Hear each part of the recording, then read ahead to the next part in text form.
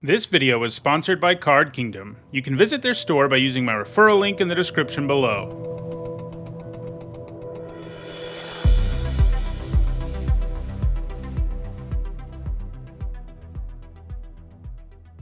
Hi everyone, I'm Nizzahon, and it's Wednesday, and that means it's time for another deck history video. In this series, I trace the development of prominent Magic archetypes from their origins all the way through to the current day. As usual, a poll determined the topic of this video, and I gave viewers an option between Ewin and Show and Tell decks, and Show and Tell easily came out on top. Like a lot of decks, Show and Tell gets its name from a specific card. Show and Tell, like a lot of super powerful cards, was printed in Urza's Saga. For 2 generic and a blue, it allows each player to put an artifact, creature, enchantment, or land into play. So, Show and Tell decks like to put massive, hard-to-defeat permanents into play in the very early game. Obviously, the effect is symmetrical, but over the years, Show and Tell decks have focused on making this effect as one-sided as possible. These decks can do this either by cheating something into play that is so powerful that it doesn't really matter what your opponent has, or by simply removing whatever the opponent puts into play. This video is going to focus exclusively on decks where Show and Tell is a major component. There are some Oath of Druids and Reanimator decks out there that run 1 or 2 Show and Tell, but those decks don't really meet the definition of a Show and Tell deck for me. They are Oath or Reanimator decks first, and Show and Tell is a backup plan, as evidenced by the small number of the card that those decks actually run. If you're interested in learning more about Oath of Druids decks, I did already do a deck history on that particular archetype. Show and Tell decks have found all of their success in Legacy, where it's been a top-tier deck since the format received Premier-level support back in 2010. So in this video, we'll only be looking at a single format. But Show and Tell decks have been around for so long and there have been so many different variants that there is more than enough to talk about. Before we get started, I do want to say that if you haven't subscribed already and you enjoy my content, do me a favor and please do. Less than half of my audience is actually subscribed and I would really appreciate your support. So in 2010, Corey Age top-8'd Grand Prix Columbus with a Sneaky Show deck, becoming the first player to top-8 a Premier-level Legacy event with any deck utilizing Show and Tell. The deck is called Sneaky Show because in addition to using Show and Tell to cheat scary things into play, Corey's deck also used Sneak Attack, which, yep, is another card from Urza's Saga. They really weren't too concerned about people cheating things into play back then, and I guess that makes a bit of sense, as creatures weren't quite as powerful in the olden days. After all, Show and Tell didn't see any play in any format before this, and Sneak Attack had only seen minimal play, and this tells you that there just wasn't enough out there that was worth cheating into play in the first place. But that had changed by 2010, when you could run Emrakul, the Eon's Torn, and Woodfall Primus. If you've got these two monstrous creatures around, your opponent is very unlikely to be able to put anything into play that can compete with them. Both of them are incredibly difficult to remove. Emrakul because of its protection and size, and Woodfall Primus because of Persist. If Emrakul swings once, the game is pretty much over because of Annihilator and the fact it's a 15/15. So, if you cheat it into play in the very early game, it's pretty much impossible for your opponent to win. You don't get the Time Walk effect because you don't actually cast Emrakul, but that doesn't really matter. Woodfall Primus isn't quite as imposing, but it does blow up a non-creature permanent. Both of them are pretty sweet with Sneak Attack too. Emrakul's Annihilator happening even earlier is awesome, and the Primus has Persist, so it would actually stick around on the board. So that's the core of the deck. It's about cheating these monsters into play with either Show and Tell or Sneak Attack. Let's take a look at the rest of the deck. Casting Show and Tell on turn 3 or Sneak Attack on turn 4 seems pretty powerful already, but the deck also uses fast mana to make things get going sooner. In particular, Lotus Petal, Ancient Tomb, and Seething Song. Ancient Tomb and a Petal on turn 1 can actually allow for a Show and Tell on turn 1, and Ancient Tomb and Seething Song can allow for a turn 1 Sneak Attack, and you can also activate its ability and put one of your creatures into play with it too. The deck also uses Daze and Force of Will. These free counterspells are great for protecting your combo, or for slowing down your opponent if you're having a hard time getting going. The deck also runs powerful blue card draw like Brainstorm and Ponder, which can help you find your combo pieces. It also runs some bounce in the form of both Wipe Away and Echoing Truth, because if your Show and Tell ends up helping your opponent too much, you can just bounce what they put into play. The Sneaky Show deck would go on to more frequently be called Sneak and Show, and this Show and Tell variant has gone on to have a pretty consistent presence in Legacy over the last 12 years. Much of the deck has remained relatively consistent, with the most change coming from the creatures the deck runs, as over time, more and more imposing creatures have been printed. For example, by late 2010, the deck's creatures had already changed significantly, as you can see from Marco Kewitt's take on the deck.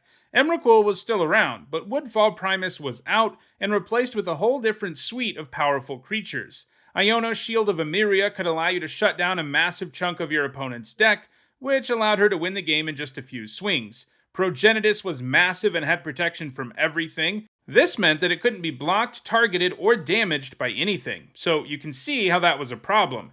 Sphinx of the Steel Wind also had protection from a bunch of stuff and added a bunch of keywords that make it incredibly difficult to ever win against it in a race. This version of the deck also used Loyal Retainers. This isn't a scary creature to cheat into play. Instead, it gave the deck an additional way to cheat the deck's various legendary creatures into play from the graveyard.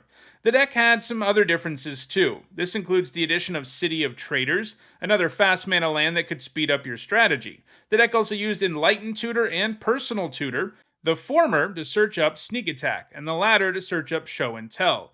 Intuition filled a similar role, allowing you to search up any 3 cards you wanted. This was a place where the Loyal Retainers could really shine, because you could search up the Retainers and 2 legendary creatures, and there was basically no way your opponent could escape the situation. All of this made the deck much more consistent. By 2012, Show and Tell decks that didn't run Sneak Attack also began to find some success. These decks were typically blue-black and had a very similar strategy to those that came before. Black was a nice addition because it gave the deck access to Thoughtseize, something that could allow you to get rid of counter magic that might keep you from going off, but you could also use it to make sure your opponent wasn't going to put something nasty into play when you did cast your Show and Tell. Black also gave the deck access to Limdul's Vault, a powerful effect that often just ends up tutoring up either your Show and Tell or your Emrakul or Progenitus, whichever one you needed to go off. I should note that Sneak and Show decks also continued to be a thing at this time, and really, they were the more successful of the 2 decks both in the short term and the long run. Giving yourself 2 powerful ways to cheat things into play is generally just better. In 2012, another Show and Tell variant made its debut. This deck is called Omni-Tell or Omni-Show, and that's because it is much less interested in cheating creatures into play. Instead, it goes with Omniscience. This deck doesn't use Sneak Attack either, and that makes sense. After all, Omniscience isn't a creature, and that's what the deck wants to cheat into play. This absurdly powerful enchantment lets you cast any spells in your hand for free. The deck could play Emrakul with Omniscience, and this is a big deal, since you are actually casting the card when you cast it with Omniscience, and this means you do get the Time Walk. The deck also used Gristlebrand. Gristlebrand's massive size, coupled with lifelink, and the ability to draw a bunch of cards makes him one of the most feared creatures in all of Magic, and from this point on, we're going to see that all the variants of Show and Tell decks really favor Gristlebrand and Emrakul as their main win conditions. Even if you didn't have any of those powerful things in your hand, the deck is loaded up with draw effects like Brainstorm, Ponder, and Preordain, and these can allow you to very easily find one of these monsters and cast it, since you don't have to pay any mana to cast them. The deck also uses Burning Wish, which allows you to grab sorceries out of your sideboard, and the deck could do some pretty neat things with the Wish. For one thing, it could grab one of your Show and Tells, and because you had 3 in your main deck and 4 Wishes, you basically had 7 of them in your deck. The other really sweet thing it could do was grab Grape Shot. Once Omniscience was down, you could pretty much storm off if you wanted to, and this was actually the best way to win the game in some cases. Omni-Tell decks are still a force in Legacy, and they've changed very little over the years. Like with most Show and Tell variants, the main thing that has changed was the creatures. If we fast forward to 2021, we see a deck that still looks pretty similar. 2 new Simic creatures are now played in both Omni-Show decks, Icefang Coatl and Uro, Titan of Nature's Wrath. Both of them are pretty sweet since you can just play them early for value, and then if you get Omniscience down, they give you some creatures that are cantrips to help you win after you cast the powerful enchantment. One other fun inclusion in the deck is Eureka, which is sort of a green version of Show and Tell, except that it can allow you to just put everything in your hand on the table, and it's pretty unlikely your opponent will be able to outdo you there, given what this deck looks like. I should also note that the deck uses the powerful Veil of Summer, which gives the deck a way to simply say no to blue decks that are trying to interfere with Show and Tell. Let's also take a look at the more recent version of the Sneak and Show variant of the deck. The deck is way more all in on the combo than it used to be, and no longer really runs anything in terms of counter magic, with Trinisphere really the only card that looks to disrupt the opponent. The rest of the deck basically just goldfishes and looks to combo off. The slots in the deck that were once occupied by all those blue control and card draw effects are now taken up by even more fast mana, in the form of Elvish Spirit Guide and Simian Spirit Guide.